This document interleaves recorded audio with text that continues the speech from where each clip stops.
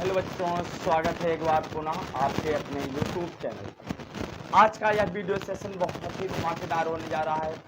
आज के इस वीडियो सेशन में केमिस्ट्री में पूछे जाने वाले 3 महत्वपूर्ण टॉपिक का निपटारा किया जाएगा। तो वीडियो में पूरा अंत तक बने रहिएगा, क्योंकि ये 3 टॉपिक्स है, आपको बोर्ड एग्जाम में 5 अंक जरूर दिलाएगा।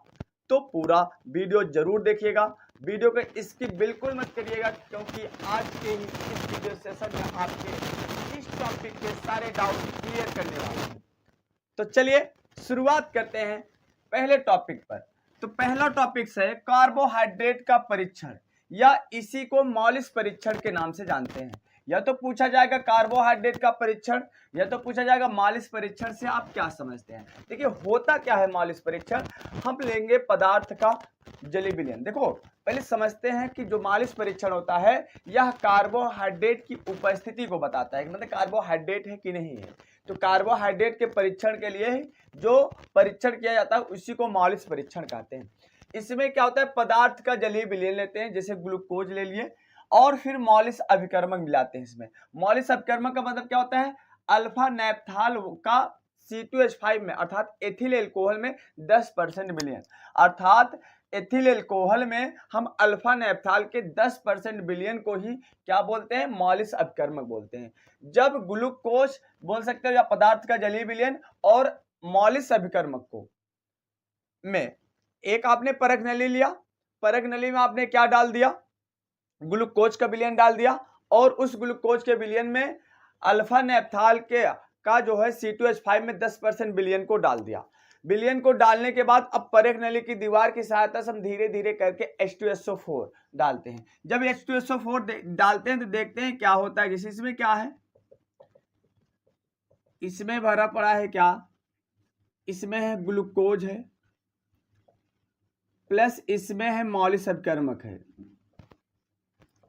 अब परख नली में हमने ग्लूकोज ले लिया और मॉलिस अभिकर्मक ले लिया, फिर इसमें हम इसकी परख नली की दीवार की सहायता से बूंद बूंद करके H2SO4 गिराते हैं। क्या गिराते हैं, H2SO4, और देखते हैं क्या कि 2 परतों के बीच में वलय बन जाता है, और वह वलय कैसा होता है, लाल या भूरे रंग का होता है। जब वलय बन जाएगा और कुछ समय बाद यह वलय पुनः जो होता है बैगनी रंग का हो जाता है, तो हम जान जाएंगे कि कार्बोहाइड्रेट उपस्थित है। बातें समझ में आई क्या मैंने बोला। सबसे पहले क्या करते हैं, एक परख नली लेते हैं, परख नली में ग्लूकोज का विलयन लेते हैं, साथ ही साथ मॉलिस अभिकर्मक उसमें मिलाते हैं। मॉलिस अभिकर्मक का मतलब क्या होता है, एथिल एल्कोहल, माने अल्फा नैप्थाल का एथिल एल्कोहल में हम क्या करते हैं, अल्फा नैप्थाल का 10% विलयन लेते हैं, उसी को मॉलिस अभिकर्मक बोलते हैं। फिर उसको मिलाते हैं, फिर उसी परख नली की दीवार की सहायता से बूंद बूंद करके H2SO4 मिलाते हैं। देखते हैं कि 2 परतों के बीच में लाल या भूरे रंग का छल्ला बन जाता है, और वह छल्ला कुछ समय बाद बैगनी रंग का हो जाता है। तो हम समझ जाते हैं कार्बोहाइड्रेट उपस्थित है। यही होता है मॉलिस परीक्षण। उम्मीद करता हूं अच्छे से समझ में आ रहा होगा दोस्त। चलिए, यही तो लिखा गया है, पदार्थ के जलीय विलयन तथा मॉलिस अभिकर्मक के मिश्रण को क्या करते हैं, अब परख नली की सहायता से, परख नली की दीवार की सहारे से H2SO4 मिलाते हैं, तो 2 परतों के बीच लाल या भूरे रंग का छल्ला बन जाता है, जो कुछ समय बाद बैगनी हो जाता है, अर्थात कार्बोहाइड्रेट उपस्थित है। तो समझ में आया। फिर से एक बार समझ लो, अच्छे से समझ लो, नोट भी करते जाओ।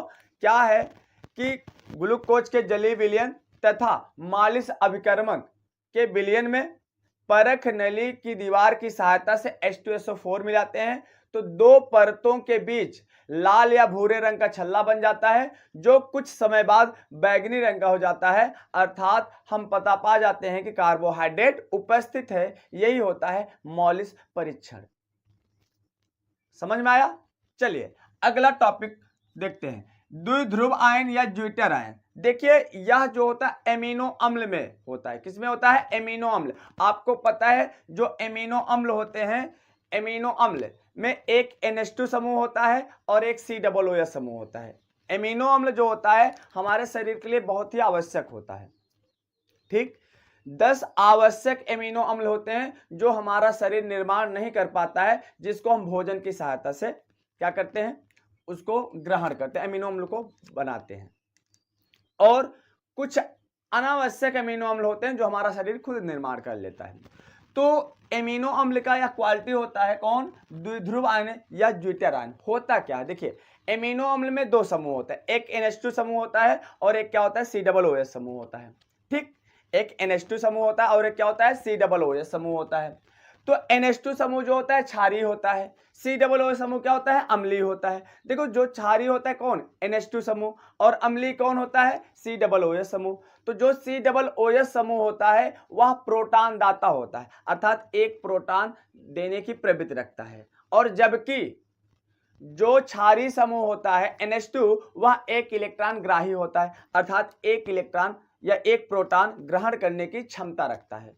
तो जिसके कारण क्या होता है, वह ध्रुवों में अर्थात आयनों में विभक्त हो जाता है, उसी को हम बोलते हैं द्विध्रुव आयन या ज्विटर आयन। कहने का मतलब देखो यहाँ पर एमिनो अम्ल में क्षारीय NH2 समूह होता है और अम्लीय क्या होता है, COOH समूह होता है।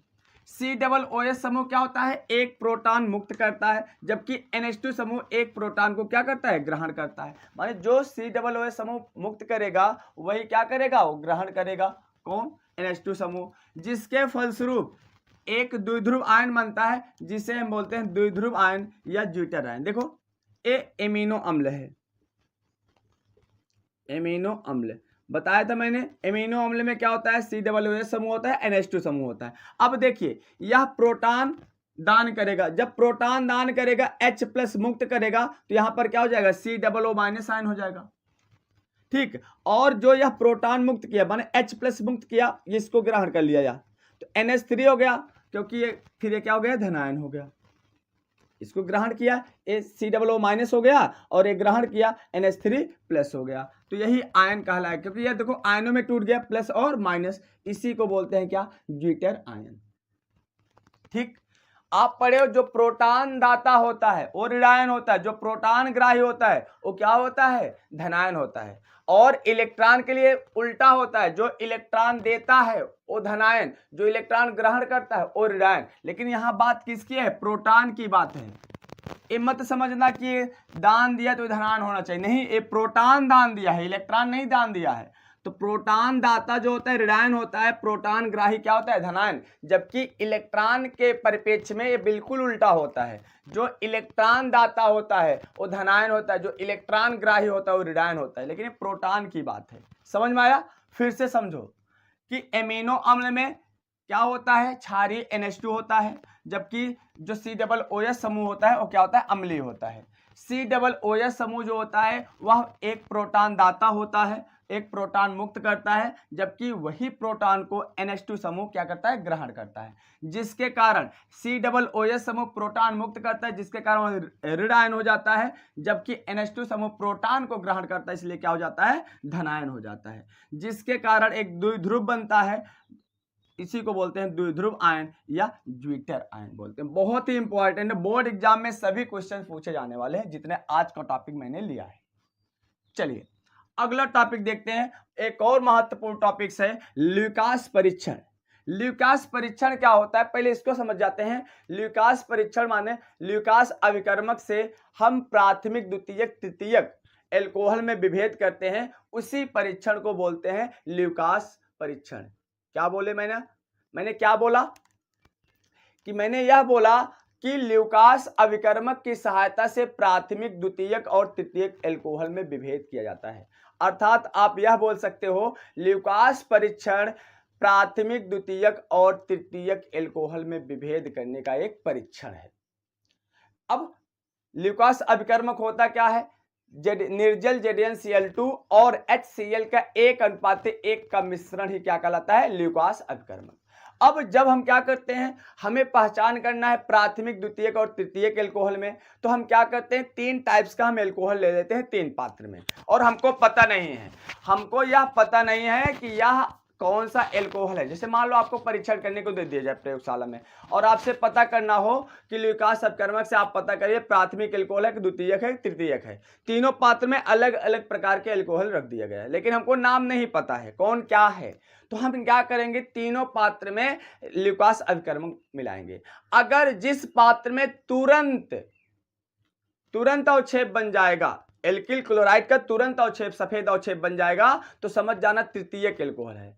और जिस पात्र में 5 मिनट बाद बनेगा अवक्षेप समझ जाना द्वितीयक है, और जिसमें कोई क्रिया नहीं हो समझ जाना प्राथमिक एल्कोहल है। तो बातें समझ में आई? मतलब ल्यूकास अभिकर्मक से हम यह बता सकते हैं कौन प्राथमिक एल्कोहल है, कौन द्वितीयक है, कौन तृतीयक है, हमको पता नहीं है। लेकिन जब हम ल्यूकास अभिकर्मक मिलाएंगे, ल्यूकास अभिकर्मक मतलब ZnCl2 और HCl का 1:1 का मिश्रण ले लो, वही बन जाएगा ल्यूकास अभिकर्मक। अब बारी बारी से करके तीनों प्रकार के एल्कोहल में आप मिलाइए। जिस एल्कोहल में तुरंत अवक्षेप बन जाए तो समझ जाना कौन सा है, यह तृतीयक एल्कोहल है। और जिस एल्कोहल में 5 मिनट बाद बने अवक्षेप समझ जाना द्वितीयक है। और जिस एल्कोहल में अवक्षेप बने ही ना अर्थात क्रिया ही ना हो समझ जाना वो कौन सा एल्कोहल है, प्राथमिक एल्कोहल है। तो वही चीजें लिखा गया है कि निर्जल ZnCl2 व शांत HCl के 1:1 के मिश्रण को ल्यूकास अपकर्मक कहते हैं। ल्यूकास अपकर्मक की क्रिया जब एल्कोहल से कराते हैं तो प्राथमिक, द्वितीयक और तृतीयक एल्कोहल से विभेद करते हैं। देखिए यहाँ पर ROH एल्कोहल है, HCl